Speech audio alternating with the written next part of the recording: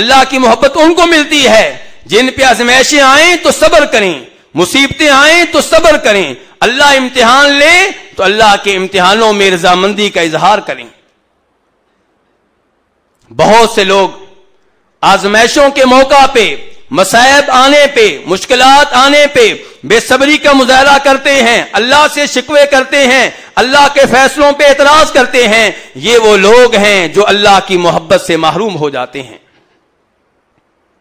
اللہ کی محبت کن کو ملتی ہے؟ جو آزمائشوں پہ صبر کریں۔ دکان میں آگ لگ گئی، الحمدللہ۔ اللہ نے بیٹا چھین لیا، الحمدللہ۔ اللہ نے بیگم واپس لے لی، الحمدللہ۔ 30 سال کی عمر ہے، ابھی 40 سال کی عمر ہے، ابھی 50 سال کی عمر ہے، پتا چلا کینسر کا مریض بن چکا ہوں، الحمدللہ۔ امام ترمذی رحمہ اللہ روایت کرتے ہیں کہ نبی کریم صلی اللہ علیہ وسلم نے ارشاد فرمایا، ان عظم الجزاء ما عظم البلاء وان اللہ تعالی اذا احب قوما ابتلاهم فمن رضی فلہ الرضا ومن سخط فلہ السخط، کہ جب اللہ تعالیٰ کو کسی قوم سے محبت ہو جائے تو اللہ تعالیٰ ان کی محبت کو آزماتے ہیں، ان کی آزمائش کرتے ہیں، انہیں آزمائشوں میں مبتلا کر دیتے ہیں، ان پہ مصائب نازل کرتے ہیں، انہیں مشکلات کا سامنا کرنا پڑتا ہے۔ فرمایا یہ مصیبتیں آنے پہ، یہ مشکلات آنے پہ جو یہ کہے کہ میں اللہ کے فیصلے پہ راضی ہوں، اللہ کے ہر کام میں حکمت ہے، تو یہ وہ عظیم آدمی ہے جو اللہ کی محبت پانے میں کامیاب ہو جائے گا۔ اور جو اللہ کے فیصلوں پہ ناراضگی کا اظہار کرے، شکوے کرے، اعتراض کرے، یہ وہ بدبخت ہے جو اللہ کی محبت سے محروم ہو جائے گا۔ آزمائشیں آئیں تو عام طور پہ لوگ کیا کہتے ہیں؟ لو جی یہ تو پکڑا گیا، اس کو اللہ نے پکڑ لیا ہے۔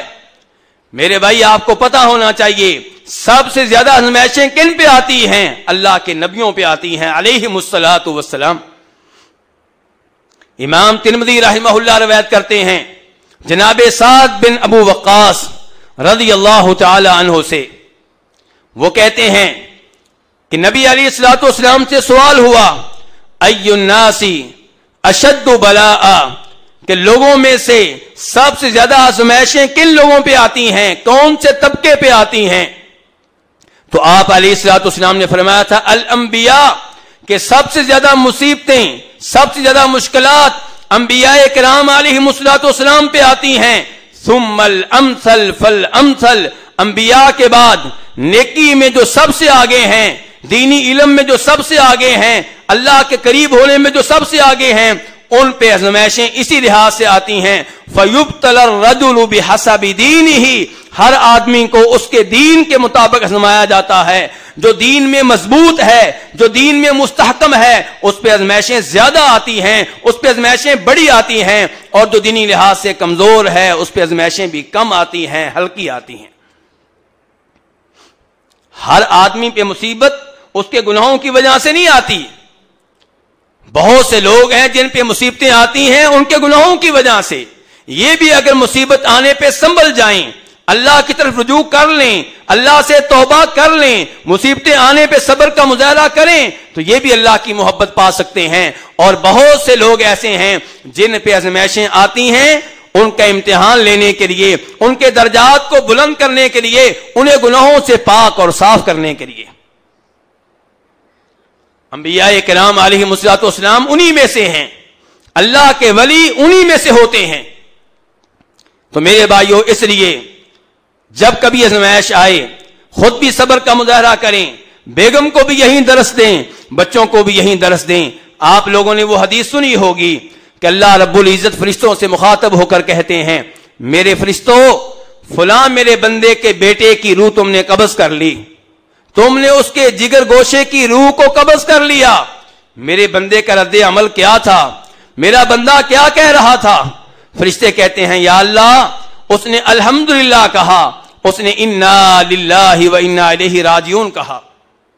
بیٹا لیا گیا، کیا کہا؟ الحمدللہ۔ بیٹا فوت ہوا ہے، کیا کہا؟ الحمدللہ۔ اللہ تعالیٰ کہتے ہیں میرے بندے نے میرے فیصلے پہ رضامندی کا اظہار کیا، میری حمد و ثنا بیان کی، میرے بندے کا محل، اس کا ایک عظیم الشان گھر میری جنت میں بنا دو اور اس کا نام رکھو حمد ہاؤس. جو مصیبتیں آنے پہ اس انداز سے صبر کا مظاہرہ کریں, الحمدللہ کہیں. میرے بھائیو, بیٹا اللہ نے لے لیا, کوئی شک نہیں, بہت بڑی نعمت تھی, اللہ نے واپس لے لی, لیکن دی بھی تو اسی نے تھی, اور شاید اللہ تعالیٰ اسی کے ذریعے آپ کو جنت میں پہنچانا چاہتا ہو. شاید اسی مصیبت کی وجہ سے اللہ تعالیٰ آپ کو جہنم کی آگ سے آزاد کرنا چاہتا ہو. اللہ کے بارے میں حسن ظن رکھیں, اللہ کے بارے میں اچھی امید رکھیں, ذہن میں کبھی بھی برا خیال نہ آنے